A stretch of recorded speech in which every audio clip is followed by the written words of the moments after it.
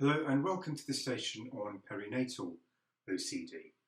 So this station tests a candidate's ability to communicate effectively with a patient in eliciting a brief history of symptoms, focusing on any relevant psychopathology to arrive at a diagnosis of perinatal OCD. And additionally, it's important to obviously look for any comorbid symptoms and also to assess in depth the impact of her current level of function, the impact of these symptoms on her current level of functioning in looking after her baby. Now, we obviously spent quite a bit of time covering OCD in our OCD tutorial on the course. So if you've not already gone through this OCD video and tutorial, it'd be useful to do that first, as it will make this scenario all the more easier to understand. So let's look at how this particular station was structured. So after he introduced himself and set the scene, obviously he needed to calm and reassure the patient initially. To develop that rapport so that the assessment could proceed. And he used quite a nice technique where he said, well, since you've arrived, let's see if there's anything that we can do to help. If we can't, that's okay, but if we can, that would be great, wouldn't it? And so that helped put the patient at ease.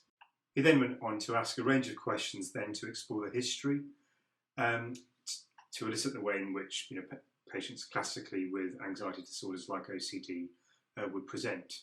And so we used the standard format of looking at the onset, duration, the progression of symptoms to ensure that these symptoms were consistent with the suspected diagnosis of perinatal OCD. And then also the impact on her level of functioning, and doing this in depth, so looking at the impact on her care provision to the baby, relationship with her partner, and relationship with the rest of the family. It's also important to identify any other obsessions and compulsions that the patient could be experiencing, so screening for other obsessions like hand cleaning or counting or lock checking, etc., but only briefly before moving on. And then moving on to the past psychiatric history, so it's important to explore whether there is a previous psychiatric diagnosis, like a previously diagnosed OCD, and any previous treatment. And then screening for any comorbid symptoms, so the presence of any depressive symptoms, and then just doing this in a way and having the insight to know, okay, if there isn't the presence of any depressive symptoms, you've screened for it and then just moving on. Obviously, with this patient's history, it's important to identify any postnatal psychotic symptoms, so that needs to be excluded. And then also just any inappropriate coping strategies in terms of managing her anxiety, so for example, substance misuse.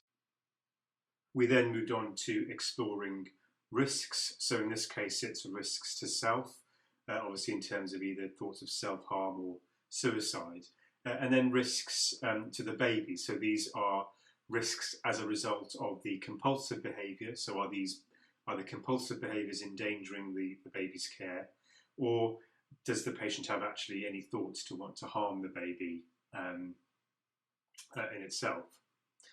We then move on to arriving at the diagnosis, so just explaining that we feel that the patient does have a diagnosis of perinatal OCD, and then offering patient information leaflets. So let's just briefly move on to some of the relevant script areas for a station like this. So again, just the ones that we go through here are brief, but if you have a look at the actual OCD tutorial, we cover these in more detail there.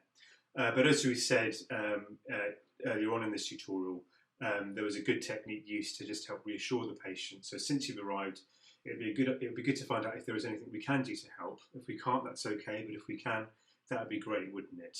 And so that at least that then helped calm and reassure the patient so that the assessment could proceed. And then just questions just to develop rapport. So your GP's told me that you've recently had a baby. What's your baby's name? How old is your baby? And then moving on to the open questions in terms of, again, what way have things not been going as well as you want them to? What's been different? And then she went on to talk about the fact that she was cleaning. And so could you tell me about the cleaning? And what do you try not to do that you are doing? And then obviously questions then exploring her obsessive and compulsive behaviours. So how much are you cleaning them? Why do you think you're doing that?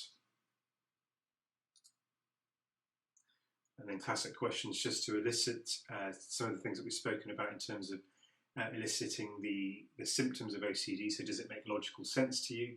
just to sterilise them so often? Have you ever tried not to clean them? What happens then? So obviously just looking for the intrusive thoughts. What are you concerned will happen if someone else is cleaning? And then moving on to obviously identifying any comorbid symptoms, so an acknowledgement of how distressing these symptoms sound, and then going on to how's that been affecting your mood. And then looking at just moving on to how you would go on to ask about risks. So how are you coping with these symptoms day by day? Does it ever feel that you can't carry on like that? For example, have you had any thoughts to want to hurt yourself? So just starting off with some open questions before moving on to a closed question. So these are just sample script lines that I'm sure that you took from the video, which we can use in conjunction with the other OCD material on the course. And then briefly, if we just talk about OCD, I've taken this information from the Royal College of Psychiatrists leaflet on perinatal OCD, which I've got the web link there at the bottom of the slide. So it affects about 2 in 3 of 100 women in their first year of birth, and it's also reported with fathers. Perinatal OCD is obviously more common after giving birth, but can occur during any time during the pregnancy. It can happen for the first time in mothers, but it's more common in mothers who have a previous history of OCD. And if you've already got OCD, pregnancy can worsen that. And it is difficult to predict whether the patient is going to get better quickly, as the illness can be persistent or it can reoccur. But there's further information in the perinatal OCD handout in the link on the website there. So I hope this brief tutorial has been useful for you.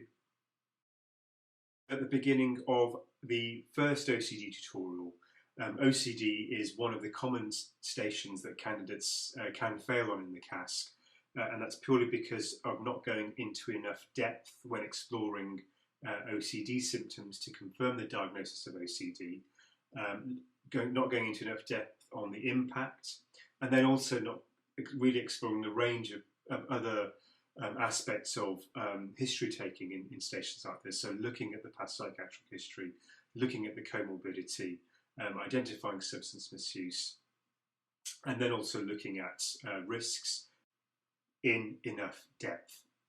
So I hope this was useful for you, and I will see you in the next tutorial.